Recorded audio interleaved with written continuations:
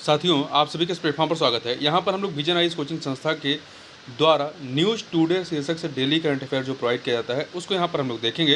तो चलिए प्रारंभ करते हैं। सबसे पहले बात करते हैं कि वर्ष 2023 का भौतिकी का नोबेल पुरस्कार जो है वो प्रकाश के एंटोसेकेंड स्पंदन उत्पन्न करने वाली प्रयोगात्मक विधियों की खोज के लिए घोषित किया गया है।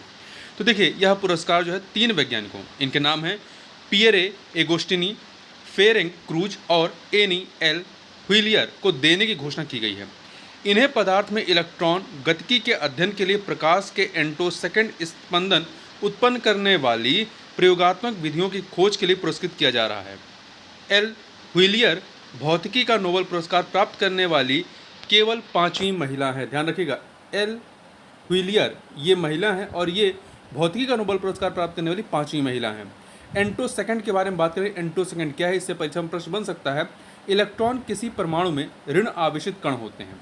परमाणुओं और अणुओं के भीतर इलेक्ट्रॉन्स की गति इतनी तेज होती है कि उन्हें एंटोसेकेंड में ही मापा जाता है। एक एंटोसेकेंड 10⁻18 सेकेंड के बराबर होता है। ध्यान रखिएगा कि एक एंटोसेकेंड किसके बराबर होता है? 10⁻18 सेकेंड के बराबर।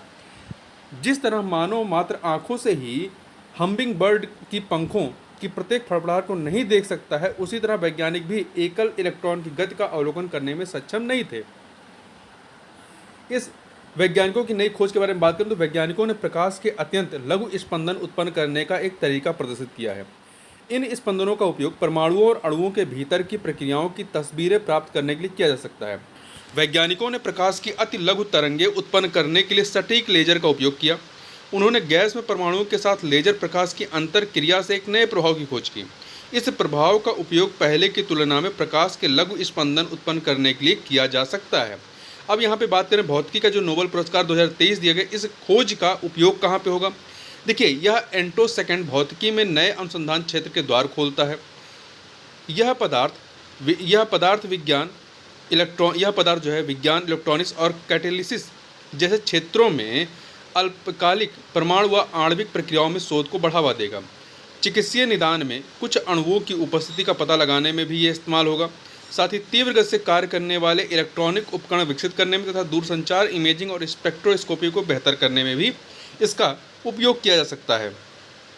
आगे बात करते हैं, इंटरनेशनल कोरल रीफ इनिशिएटिव ने coral reef breakthrough launch किया है। देखिए, ICRI international coral reef initiative ने global fund for coral reef और संयुक्त राष्ट्र हाई लेवल क्लाइमेट चैंपियन के साथ साझेदारी में coral reef breakthrough launch किया है। इस पहल का लक्ष्य उथले जल की उष्णकटिबंधीय प्रवाल भित्तियों के कम से कम 1,25,000 वर्ग किलोमीटर क्षेत्र को विलुप्त होने से बचाना है। लक्ष्य प्राप्त करने के लिए जो कार्य योजना है उनकी बात करें तो प्रवाल को नुकसान पहुंचाने वाले स्थानीय कारकों को कम करना। इनमें प्रदूषण के भूमि आधारित स्रोतों, विध्वंसक तटीय विकास और अत्यधिक मत्स्य गतिविधियों को कम करना शामिल है। दूसरा, लचीलापन आधारित प्रवाल भित्ति संरक्षण प्रयासों को बढ़ावा देना। इसके लिए 30x30 लक्ष्यों सहित 30x30 लक्ष्यों सहित वैश्विक तटीय सुरक्षा लक्ष्यों के साथ तालमेल बिठाने और उन्हें पार करने की कोशिश की जाएगी। कुनमिंग मॉन्ट्रियल वैश्विक जैव विविधता फ्रेमवर्क का लक्ष्य जो 3 है वो क्या कहता है? वर्ष 2030 तक कम से कम 30% स्थलीय और अंतर्देशीय जल क्षेत्रों तथा समुद्री एवं तटीय क्षेत्रों को संरक्षित करने का लक्ष्य रखा गया। इसी को 30x30 कहा जाता है। 2030 तक 30% स्थलीय और अंतर्देशीय जल क्षेत्रों तथा समुद्री एवं तटीय क्षेत्रों को संरक्षित करने का लक्ष्य। तटीय क्षेत्रों को संरक्षित करने का लक्ष्य रखा गया। प्रवालों के अनुकूल व्यापक नवोन्वेषी समाधानों और क्लाइमेट स्मार्ट डिजाइनों के विकास एवं कार्यान्वयन में सहायता करना। इससे 2030 तक 30% निम्नीकृत प्रवालों की पुनर्बहाली में मदद मिलेगी। प्रवाल भित्तियों के संरक्षण और पुनर्बहाली के लिए सार्वजनिक व निजी स्रोतों से 2030 तक कम से कम $12 बिलियन अमेरिकी डॉलर का निवेश जुटाया जाएगा। प्रवाल भित्तियाँ वस्तुतः सैकड़ों से लेकर हजारों पॉलिप्स नामक एकल प्रवालों के लघु समूह से बनी होती हैं। प्रवाल समुद्री अकशेरुकी जीव हैं। इनकी कठोर बाहरी कंकाल कैल्शियम कार्बोनेट से बना होता है। भारत में प्रवाल भित्तियाँ किन समुद्री क्षेत्रों में पाई जाती हैं? तो कच्छ की खाड़ी में, मन्नार की खाड़ी, अंडमान निकोबार तथा लक्षद्वीप समूह।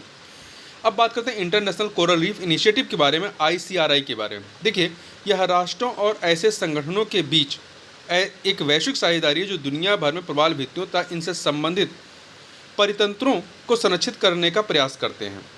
इसकी स्थापना 1994 में की गई थी। इसे Australia, France, Japan, Jamaica, Philippines, Sweden, United kingdom और संयुक्त राज्य अमेरिका ने स्थापित किया था।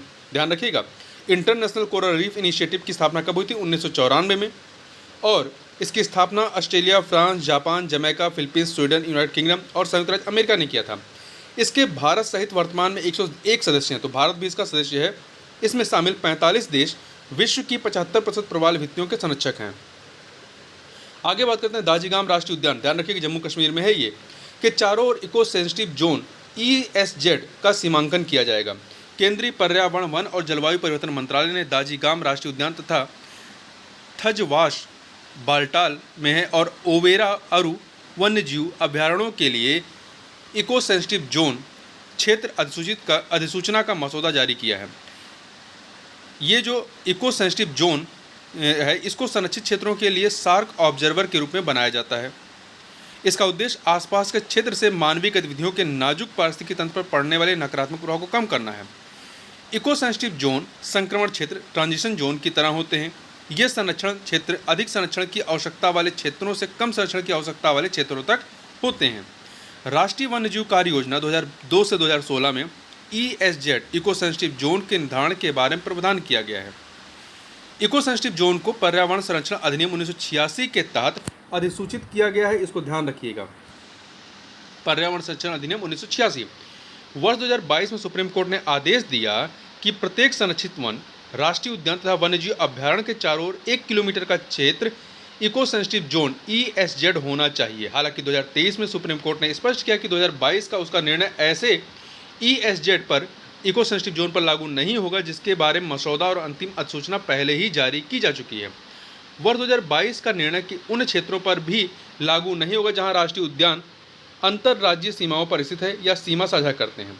राष्ट्रीय उद्यानों और अभ्यारण्यों के भीतर या इनके 1 किलोमीटर के दायरे में किसी भी तरह की खनन गतिविधि की अनुमति नहीं दी जाएगी। दाजीगाम राष्ट्रीय उद्यान जम्मू और कश्मीर में हिमालय की जबरवान पर्वत श्रृंखला में स्थित है। यहाँ पाए जाने वाले प्रमुख जीव जंतु कौन कौन से हैं? हंगुल या कश्मीरी बारहसिंगा, जो कि IUCN की जो लिस्ट है उसमें क्रिटिकली एंडेंजर्ड कैटेगरी में है, रेड लिस्ट में। वहीं हिमालयी भूरा भालू, भारतीय तेंदुआ, हिमालयी ग्रे लंगूर, पीली गर्दन वाला मेरटन आदि यहाँ पर पाए जाते हैं। अब यदि हम थोड़ा सा इको सेंसिटिव जोन में गतिविधियों के विनियमन के बारे में बात करें तो यहाँ पे कौन सी चीज़ें प्रतिबंधित होती हैं? तो वाणिज्यिक खनन, प्रदूषण फैलाने वाली आरा मिलों और उद्योगों की स्थापना, बड़ी जल विद्युत परियोजनाओं पर प्रतिबंध होता है। वहीं किसको विनियमित किया जाता है, रेगुलेट किया जाता है? तो वृक्षों की कटाई, कृषि प्रणालियों में भारी बदलाव, भूजल संचयन सहित प्राकृतिक जल संसाधनों का व्यावसायिक उपयोग तथा होटल और रिसोर्ट खोलना आदि, ये यहाँ पे इनकी स्वीकृति होती है, परंतु इनको रेगुलेट किया जाता है। अनुमति किसको होती है? तो स्थानीय समुदायों द्वारा जारी कृषि और बागवानी प्रथा को, वर्षा जल संचयन को, नवीकरणीय ऊर्जा स्रोतों के उपयोग को। आगे बात करते हैं। केंद्र सरकार का लक्ष्य जो है 2030 तक पाम ऑयल के उत्पादन को 3 गुना करना है। प्राप्त जानकारी के अनुसार केंद्र सरकार का लक्ष्य राष्ट्रीय खाद्य तेल पाम ऑयल मिशन, ये मिशन चलाया गया है। राष्ट्रीय खाद्य तेल पाम ऑयल मिशन के तहत 2030 तक घरेलू पाम ऑयल के उत्पादन को 0.35 मिलियन टन के मौजूदा स्तर से बढ़ाकर 1 मिलियन टन करना है, मतलब 3 गुना बढ़ा देना है। पाम ऑयल दुनिया में सबसे अधिक खपत वाला खाद्य तेल है। इसका कारण इसकी उच्च उत्पादकता, व्यापक उपयोगिता और पर्याप्त मूल्य लाभ होता है। घरेलू उत्पादन को बढ़ाने की आवश्यकता क्यों? देखिए, आयात पर उच्च निर्भरता। देश के कुल वनस्पति तेल आयात में जो पाम ऑयल है इसकी हिस्सेदारी लगभग 59% है। मतलब जितना भी वनस्पति तेल हम लोग बाहर से खरीदते हैं उसमें से 59% जो है वो पाम ऑयल खरीदते हैं। भारत मुख्य रूप से इंडोनेशिया, मलेशिया और थाईलैंड से पाम ऑयल का आयात करता है। विदेशी मुद्रा की बचत की बात करें तो ऑब्जर्वेटरी ऑफ इकोनॉमिक कॉम्प्लेक्सिटी के अनुसार 2021 में भारत में $8.72 बिलियन मूल्य का तेल आयात किया गया था। खाद्य मुद्रास्फीति को कम करने के लिए आगे बात करते हैं। उत्पादन बढ़ाने में जो चुनौतियां मौजूद हैं वो क्या है? पानी की कमी, छोटी जोत मतलब खेतों का छोटा आकार होना, लंबी उद्भवन अवधि इत्यादि, मतलब इसको बढ़ने में लंबा टाइम लगता है। भारत द्वारा इसके लिए की गई इनिशिएटिव जो लिए गए पहले जो हैं वो है आपका नेमियो OP अर्थात आपका राष्ट्रीय खाद्य तेल पाम ऑयल मिशन प्रारंभ किया गया। पाम ऑयल क्षेत्र के विस्तार, कच्चे पाम ऑयल का उत्पादन बढ़ाने आदि पर ध्यान केंद्रित करता है। उत्तर पूर्व अंडमान और निकोबार द्वीप समूह पर केंद्रित दृष्टिकोण को अपनाया जा रहा है। ऐसा इसलिए क्योंकि इन क्षेत्रों में होने वाली वर्षा और यहाँ का तापमान पाम ऑयल के उत्पादन के अनुकूल है। राष्ट्रीय कृषि विकास योजना के अंतर्गत पाम ऑयल कृषि क्षेत्र का विस्तार किया जा रहा है तथा तिलहनी फसलों के न्यूनतम समर्थन मूल्य में वृद्धि की गई है। पॉम ऑयल के वृक्ष की बात करें तो यह केवल उष्णकटिबंधीय क्षेत्र में उगाया जाता है, उष्णकटिबंधीय क्षेत्र में। इसकी कई किस्में जैसे कि ड्यूरा, टेनेरा, पीसीफोरा इत्यादि। इसके लिए जलवायु जो है तापमान 21 डिग्री सेंटीग्रेड से 32 डिग्री सेंटीग्रेड तक तथा वार्षिक वर्षा 200 सेंटीमीटर तक होनी चाहिए। मिट्टी कौन सी होनी चाहिए? अत्यधिक नम, दोमट मिट्टी तथा अच्छी जल पारगम्यता के साथ ह्यूमस से भरपूर मिट्टी होनी चाहिए। फसल की प्राप्ति, पहली फसल कटाई रोपण के 3.5 साल से लेकर 4 साल बाद की जा सकती है। मतलब इसको तैयार होने में 3.5 साल से लेकर 4 साल तक लगता है। आगे बात करते हैं हम लोग। शिक्षा मंत्रालय ने आत्महत्या की घटनाओं को रोकने के लिए स्कूलों हेतु दिशा निर्देशों का एक मसौदा जारी किया है। इसको बात करते हैं। दिशा निर्देशों का जो मसौदा है उसे उम्मीद नाम दिया गया। क्या नाम दिया गया? उम्मीद। तो ध्यान रखिएगा, उम्मीद क्या है? ये आत्महत्या की घटनाओं को रोकने के लिए स्कूलों हित दिशा निर्देशों का एक मसौदा है, जिसका पूरा नाम है understand, motivate, manage, empathise, empower, develop शीर्षक से जारी किया गया है। ये दिशा निर्देश रिपोर्ट की गई आत्मक्षति के मामले में संवेदनशीलता व समझ बढ़ाने और सहायता प्रदान करने के लिए स्कूलों हेतु निर्देशों के रूप में कार्य करेंगे। हर बच्चा मायने रखता है। यह आत्महत्या की रोकथाम के लिए दिशा निर्देश विकसित करने में एक अंतर्निहित विश्वास है कि हर बच्चा मायने रखता है। हर बच्चे में एक क्वालिटी होती है। आत्महत्या व्यक्तिगत और सामाजिक कारकों की एक जटिल परस्पर क्रिया होती है। इसके लिए शायद ही कोई एक परिस्थिति या घटना जिम्मेदार होती है। मतलब आत्महत्या के लिए कई सारी घटनाएं या कई सारी परिस्थितियां एक साथ जिम्मेदार होती हैं। मानसिक स्वास्थ्य देखभाल अधिनियम 2017 में आत्महत्या को अपराध की श्रेणी से बाहर कर दिया गया। पहले आत्महत्या को अपराध माना जाता था। आत्महत्या को प्रभावित करने वाले जो कारक हैं उनकी बात करें, जैसे व्यक्तिगत कारक, बचपन में हुए प्रतिकूल अनुभव, चाहे दुर्व्यवहार है, हिंसा आदि, सोशल मीडिया की लत, मादक पदार्थों का सेवन, जीवन में अच्छा प्रदर्शन करने का आंतरिक दबाव इत्यादि। स्कूल देखिए, साथियों, शिक्षकों के साथ सकारात्मक संबंधों का अभाव, धमकाना, अपमान, अलगाव, स्कूल परिसर के बीच, स्कूल और परिवार के बीच जुड़ाव का अभाव, स्कूल की ओर से शैक्षणिक दबाव इत्यादि।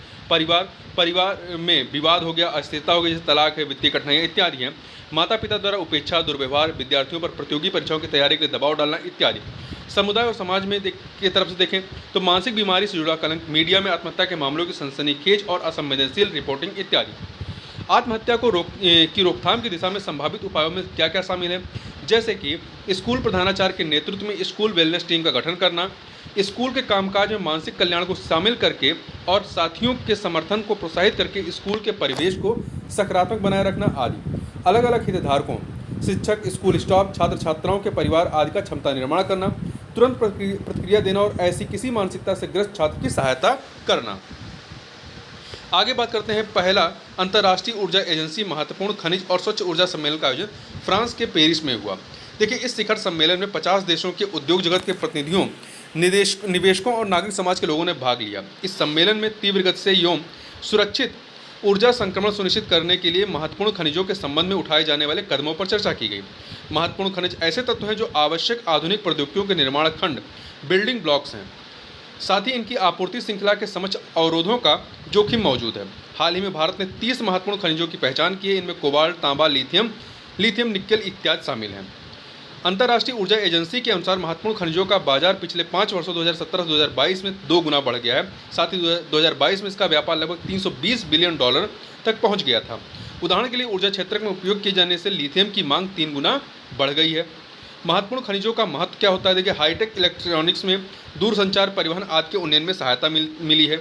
विनिर्माण प्रौद्योगिकियों में प्रगति प्राप्त की जा रही है। एरोस्पेस और रक्षा क्षेत्र में उपयोग की जाने वाली सामग्रियों में इनका उपयोग किया जाता है इत्यादि।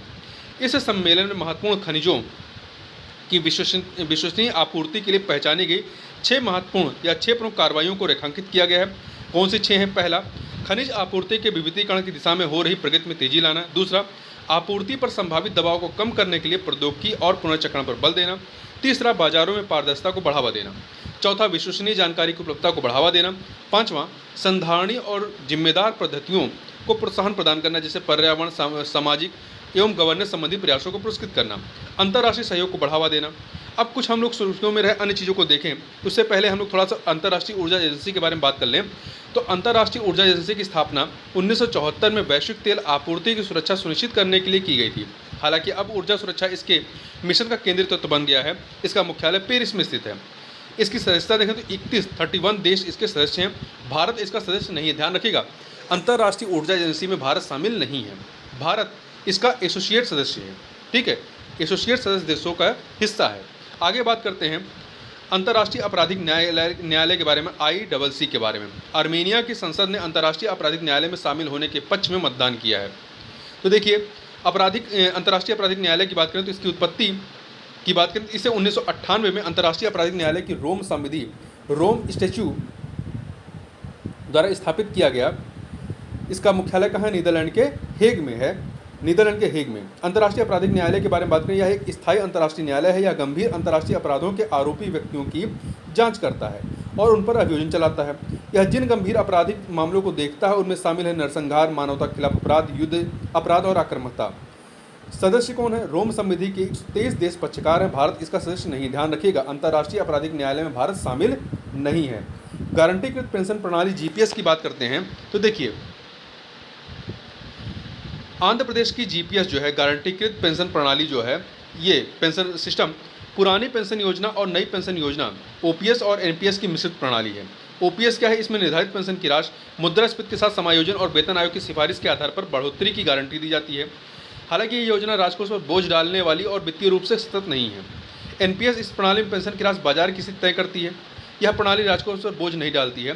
जीपीएस क्या है? यह अंशदान आधारित पेंशन योजना है। इसमें सरकारी कर्मचारियों को उनके अंतिम वेतन के 50% के रूप में मासिक पेंशन की गारंटी दी जाती है। साथ ही इसमें महंगाई भत्ता राहत भी दी जाती है। एनपीएस से रिटर्न में किसी भी कमी की सरकार प्रतिपूर्ति करती है। ग्रेविटी बैटरी की बात करें, ग्रेविटी बैटरी एक प्रकार का बिजली भंडारण उपकरण है। ग्रेविटी बैटरी क्या है? एक प्रकार का बिजली भंडारण उपकरण है। इसमें लिफ्टिंग अर्थात चार्ज करना और लोअरिंग डिस्चार्ज करना प्रक्रियाएं शामिल होती हैं। ध्यान रखिए, लिफ्टिंग और लोअरिंग क्या है? लिफ्टिंग मतलब चार्ज करना, लोअरिंग मतलब डिस्चार्ज करना। जब प्रचुर मात्रा में हरित ऊर्जा उपलब्ध होती है तो बैटरियां भारी वजन या ब्लॉक्स को हवा में उठाने या इसे डीप सॉफ्ट के शीर्ष तक उठाने के लिए ऊर्जा का उपयोग करती हैं। जब बिजली की मांग बढ़ती है तो ब्लॉक्स को एक एक करके नीचे किया जाता है। इससे गतिज ऊर्जा मुक्त होती है। इस गतिज ऊर्जा का इस्तेमाल मोटर को चलाने और बिजली उत्पन्न करने के लिए किया जाता है। हवा में नैनो पार्टिकल्स की सांद्रता कंसंट्रेशन की बात करें तो एक हालिया अध्ययन के अनुसार दिल्ली की हवा में नैनो पार्टिकल्स की सांद्रता में वृद्धि दर्ज की गई है। एक नैनो पार्टिकल जो होते हैं वो सूक्ष्म कण होते हैं। इनका आकार 1 से 100 नैनोमीटर तक होता है। 1 नैनोमीटर 10⁻9 मीटर के बराबर होता है। 10⁻�9 मीटर के बीच होता है। शहरी वातावरण में नैनो पार्टिकल्स मुख्य रूप से ऑटोमोबाइल की दहन प्रक्रिया से उत्सर्जित होते हैं। ये कुल पार्टिकल संख्या सांद्रता में 90% तक योगदान कर सकते हैं। ये कुल पार्टिकल संख्या सांद्रता में 90% तक योगदान कर सकते हैं। नैनो पार्टिकल्स अन्य प्रदूषकों की तुलना में श्वसन प्रणाली में अधिक गहराई तक प्रवेश कर सकते हैं। ये श्वसन प्रणाली से मानव शरीर के अन्य हिस्सों में पहुंच सकते हैं। ये अधिक चिरकालिक और गंभीर बीमारियों का कारण बन सकते हैं। आगे बात करते हैं ग्रीन वॉशिंग के बारे में। दुनिया भर के बैंकों और वित्तीय सेवा कंपनियों द्वारा ग्रीन वॉशिंग के मामलों में 70% वृद्धि दर्ज की गई है। ग्रीन वॉशिंग के अंतर्गत ब्रांड्स या कंपनियां अपने अधिकतर उत्पादों या गतिविधियों को पर्यावरण के अनुकूल दिखाने का प्रयास करती हैं, जबकि वास्तव में पर्यावरण के अनुकूल नहीं होती हैं। इसे ही ग्रीन वॉशिंग कहते हैं। ठीक है, कि मतलब हरा केवल कलर कर दिया गया है, अंदर कुछ और है। आपने बाहर से केवल हरा कर दिया और कह रहे हैं कि आप इको फ्रेंडली कार्य कर रहे हैं। देखिए, इसमें प्रचार रणनीति और भ्रामक पब्लिसिटी स्टंट की मदद ली जाती है। इनके अलावा उत्पाद की पैकेजिंग को बदलकर पर्यावरण को नुकसान पहुंचाने वाले उत्पादों की बिक्री या इसी तरह की गतिविधियां जारी रखी जाती हैं। पर्यावरणविद जे वेस्टरबेल्ड ने 1986 में ग्रीन वॉशिंग शब्द गढ़ा था। चक्रीय प्रवासन के बारे में बात करें, सर्कुलर माइग्रेशन, देखिए यह एक प्रकार का पुनः प्रवासन है। इसके तहत लोग किसी अन्य स्थान गंतव्य देश पर चले जाते हैं और बाद में अपने मूल देश या क्षेत्र में वापस लौट आते हैं, तो इसे चक्रीय प्रवासन कहते हैं। इस तरह के प्रवासन में लोग गंतव्य स्थान पर स्थायी रूप से बस जाने की बजाय कार्य उपलब्ध होने पर अलग अलग स्थानों पर आवधिक रूप से प्रवास करते रहते हैं। यह प्रवृत्ति ज़्यादातर निम्न आय समूहों में देखी जाती है। यह जो लोग मजदूरी करने शहरों में जाते हैं तो वो कुछ जब तक वहाँ मांग होती है मजदूरी करते हैं, फिर अपने गाँव चले जाते हैं। ठीक है, तो देखिए वे दूसरे देश, शहर, स्थान आदि में मौसमी आधार पर उपलब्ध नौकरियों रोजगारों का लाभ उठाने के लिए प्रवास करते हैं। भारत में आंतरिक प्रवासन लगभग हमेशा चक्रीय प्रवृत्ति का रहा है। देश के भीतर या राज्य के भीतर प्रवासन को आंतरिक प्रवासन कहा जाता है।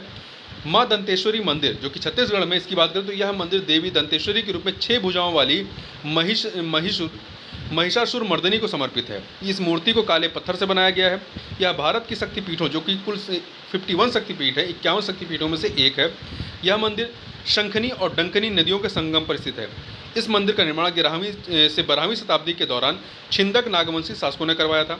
बाद में 14वीं शताब्दी में इस मंदिर का जीर्णोद्धार अनमदेव ने करवाया था। वह काकतीय वंश के शासक प्रताप रुद्र देव का भाई था। संप्रति संप्रति 11 अभ्यास की बात करें तो देखिए यह भारत और बांग्लादेश के बीच आयोजित संयुक्त सैन्य अभ्यास है। संप्रति अभ्यास प्रतिवर्ष आयोजित किया जाता है। संप्रति ध्यान रखिएगा, भारत और बांग्लादेश के मध्य में। अमेजन नदी के बारे में बात करें, ब्राज़ील में अमेजन नदी की सहायक नदी में 100 से अधिक अमेजन नदी डॉल्फिन मृत पाई गई हैं। अमेजन नदी जो है, अमेजन नदी डॉल्फिन जो जीव है, ये आईयूसीएन रेड लिस्ट में एंडेंजर्ड कैटेगरी में आता है। ये केवल दक्षिण अमेरिका की नदियों में ही पाई जाती हैं, दक्षिण अमेरिका की नदियों में। अमेजन नदी अपने अपवाह में जल की मात्रा और बेसिन के क्षेत्रफल के हिसाब से दुनिया की सबसे बड़ी जल अपवाह प्रणाली है। यह नील नदी के बाद विश्व की दूसरी सबसे लंबी नदी है, जिसकी लंबाई 6437 किलोमीटर है। यह पेरू की एंडीज पर्वतमाला से निकलती है और अटलांटिक महासागर में मिल जाती है। अटलांटिक महासागर में जाकर के यह मिल जाती है, ध्यान रखिएगा। इसके वेशिन देश जो है, मतलब इसका फैलाव, इसका वेशिन कहाँ कहाँ है, तो Brazil, Peru, Bolivia, Ecuador, Colombia और वेनेजुला। अब हम लोग बात करते हैं सुर्खियों में रहा एक स्थल स्लोवाकिया के बारे में। स्लोवाकिया के बारे में तो इसकी राजधानी ब्राटिस्लावा है। ब्राटिस्लावा। स्लोवाकिया में हालिया संपन्न चुनाव के विजेता वामपंथी रॉबर्ट फिको को गठबंधन सरकार बनाने के लिए वार्ता हेतु 2 सप्ताह का समय दिया गया। इसकी राजनीतिक सीमाओं की बात करें तो देखिए यह एक यूरोपियन कंट्री है, आप मैप में देख सकते हैं। यह मध्य यूरोप का एक स्थलबद्ध देश है, आप यहाँ पे मैप में देख सकते हैं, ठीक है।